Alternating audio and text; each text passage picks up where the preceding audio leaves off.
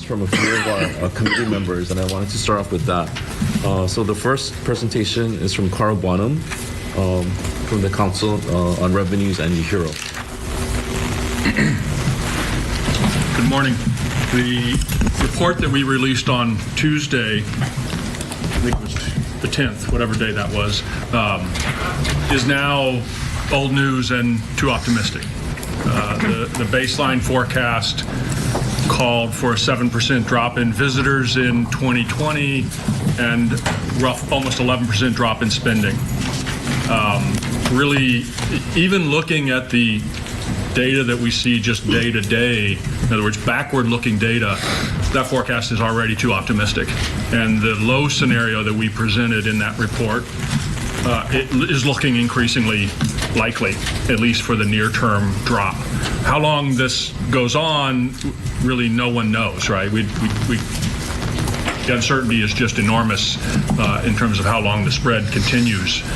So what does a near-term drop in our low scenario look like? It looks like job losses of 1.5%. I mean, it looks like a recession for Hawaii. It looks like a recession for the U.S. It means tax revenue growth that's quite a bit weaker than what the council forecast yesterday. Probably not for this year. I actually think the council's forecast that we came out with yesterday for this fiscal year is too low. We'll probably do better. After all, we're most of the way through the fiscal year, but next fiscal year will be worse.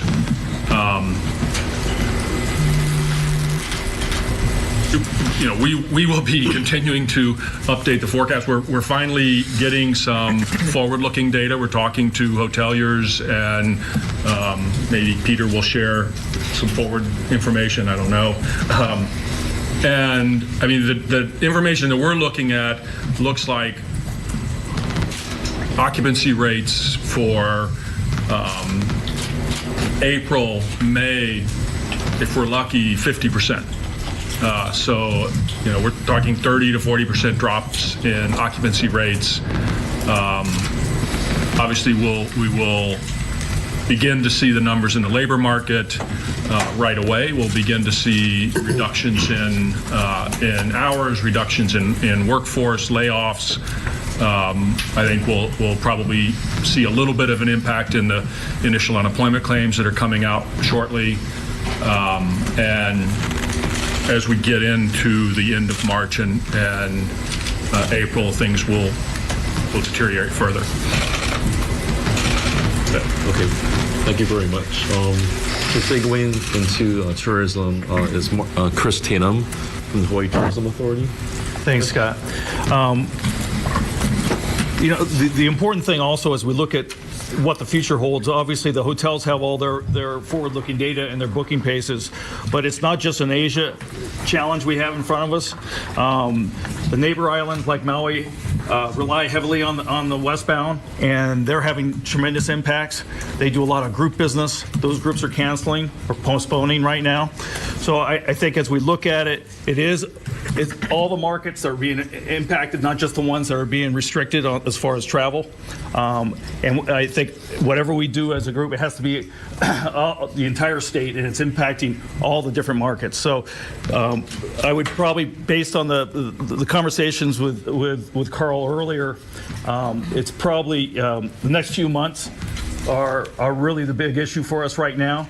However, as we go into the summer, if this doesn't start to go in the right direction, then as we go through the summer into an election year, which historically we don't do a lot of great business in an election year during that fourth quarter, we've got our work cut out for us. Thank you very much. We have a couple of presentations from the transportation sector. So first is for airlines, Mr. Peter Ingram. Aloha, Speaker Saiki, Mr. Ho, and fellow members of the committee. The impact of the global spread of COVID-19 on Hawaii's economy will be profound. The new economic forecast issued this week by UHERO was sobering, but unfortunately, I believe that the short to medium-term impact of the virus on on tourism in Hawaii is likely to be even worse than the baseline projection. I had that before Carl spoke.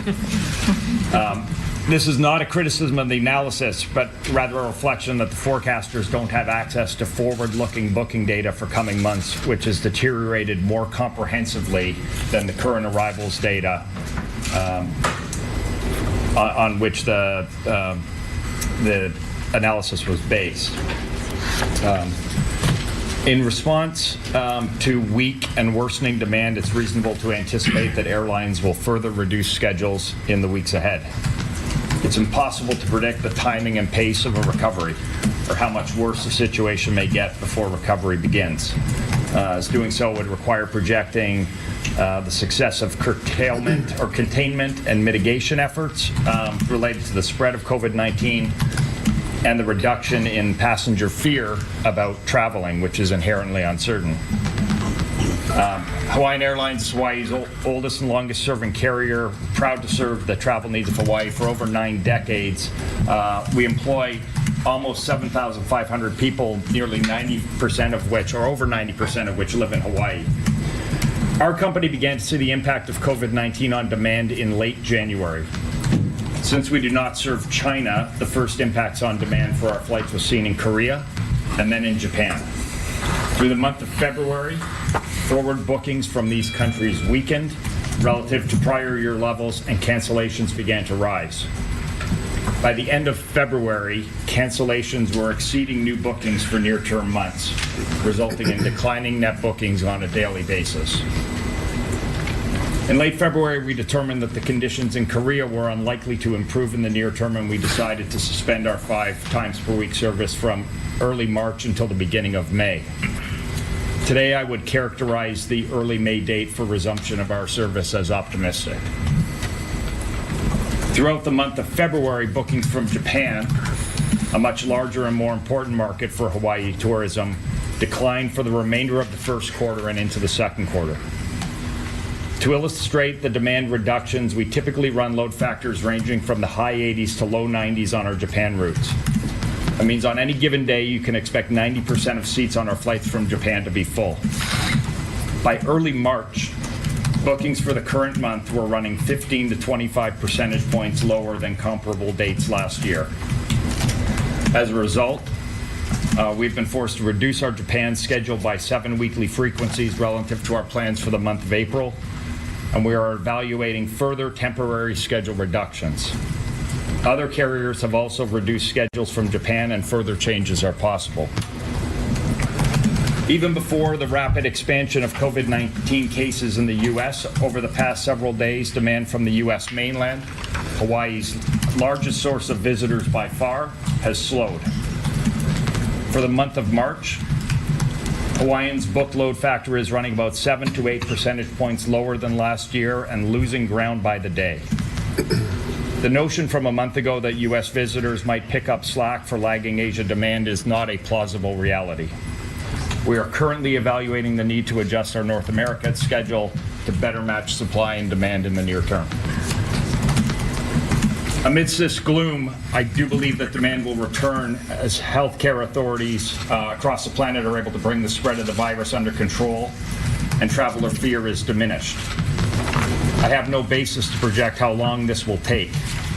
Until then, considerable damage will be absorbed by the large and small businesses that rely on tourism and their employees.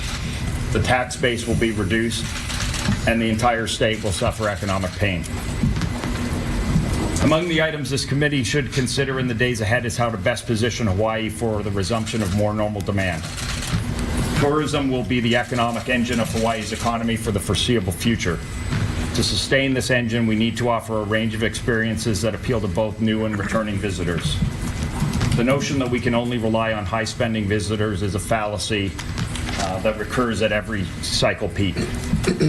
We need investment in infrastructure to support this economy and must invest in the preservation of our natural environment, understanding that it is core to our appeal as the world's premier visitor location. I look forward to engaging this committee in developing ideas to restore and strengthen Hawaii's economy as we emerge from this current crisis. Okay, thank you very much. The next report is from the shipping industry, Melissa Sato. Thank you, Speaker, for having us. We'd just like to reiterate that Matson has been able to continue all of our Hawaii-related operations uninterrupted, and our vessels continue to make their regularly scheduled calls to all ports on all islands. At any given time, there are about 5,000 containers transiting from the mainland to Hawaii, or thereabouts, and this has not changed. Right now, we do not see any change to that demand, and we will continue to be able to carry as containers become available. We have not reported any symptoms from any of our employees, and we are strictly following all federal and Coast Guard guidelines for dealing with the coronavirus. And we've been regularly updating our vessel plans to make sure that we comply. We'd like to reiterate that we think the wide variety of our products come from the mainland and not Asia, so we do not foresee any decreases in supply. If new restrictions are imposed, we'd like to reiterate that we will continue to comply with all regulations. Thank you. Okay, so the bottom line is that there's no need to hoard anything, Right. Okay. All right. Okay, thank you very much. Good luck with that one, Speaker. Reporters, did you get that quote? Next item, food from the food industry, Lauren Zerbo. Thank you. The health and safety of our employees, customers, and communities continues to be our first priority. And with the recent spread of coronavirus in the U.S., we've begun preparations, including reviewing increased volume throughout our network. We did want to really highlight that we do not currently have a supply chain issue for basic food supplies, and we do not anticipate there being a supply chain issue for basic food supplies. We also want to emphasize that there is no need to hoard basic food supplies. That is counterproductive to public health. We have actually had our large supplier members contact all of their national mainland branded companies, and although much of their packaging currently does come from China, they all believe that they will maintain the necessary supplies to continue to package and distribute their food products. So we don't have any concern about basic food supplies at this time. The only thing that we do continue to see a shortage of are things that we're seeing a shortage of nationally, things like hand sanitizer, toilet paper, cleaning supplies, disinfectants. Those items will continue to be shipped to Hawaii, but they will be on an allotment for each store. So those items will continue to be limited to prevent hoarding of those items. We do continue for the short term that there will be issues in supplying a massive quantity of those types of items, but again, as far as basic food supplies are concerned, we do not anticipate a shortage or a supply chain issue of any kind. The only other item that we've heard a little bit of an issue with nationally is eggs. There's been a little bit of a run-up on eggs nationally, but we will continue to receive a supply of that. Prices may increase depending on demand and supply. We encourage people to have a positive attitude and to focus on proactive solutions such as increased cleaning of public spaces. And we are encouraging employees and people in the general public to stay home if they feel sick and to practice social distancing if you are an at-risk population. I will say the only thing that we can see as an issue potentially for supply chain is if a large percent of our workforce is unable to come to work. We're not an industry where everyone can work from home. So that is something that potentially needs to be addressed and planned for in the worst case scenario. Okay, thank you very much. From the Retail Association, Tina Yamaki. Aloha. I'm going to echo what Lauren said because our industries are very similar. And like Lauren said, safety of our employees and our customer is the main concern here.